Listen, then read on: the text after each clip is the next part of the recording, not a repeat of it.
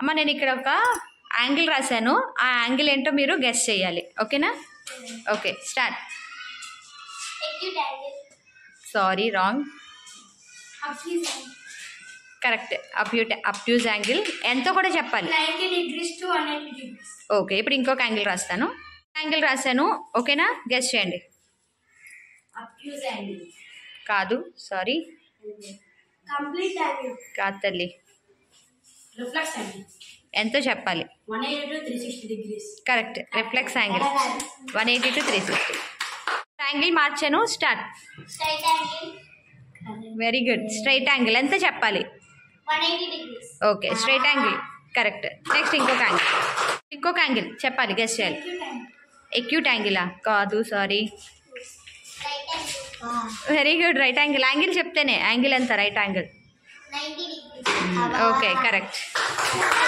నీటాను మళ్ళీ యాంగిల్ మార్చాం, చెప్పాలి. Zero angle. కాదు. Acute angle. ఎంత చెప్పాలి angle? 0 to 90 degrees. Correct. Acute angle 0 to 90. ఇంకొక యాంగిల్ చేంజ్ చేయండి. Start. Complete angle. Right. Complete angle ఎంత? 0 degrees to 360 degrees. 0 degrees to wrong. Angle తప్పు చెప్పావు కాబట్టి యాంగిల్ కరెక్ట్ చెప్పిన. Complete angle 360 degrees. Complete angle only 360 degrees. Okay very good. తనకి point, చరిష్మాకి. ఈ turn చెప్పు. Obtuse angle. అబ్ట్యూజ్ యాంగిల్ కాదు. Acute angle. కాదు. Reflect angle. కాదు తల్లి. రిఫ్లెక్స్ కాదు తల్లి.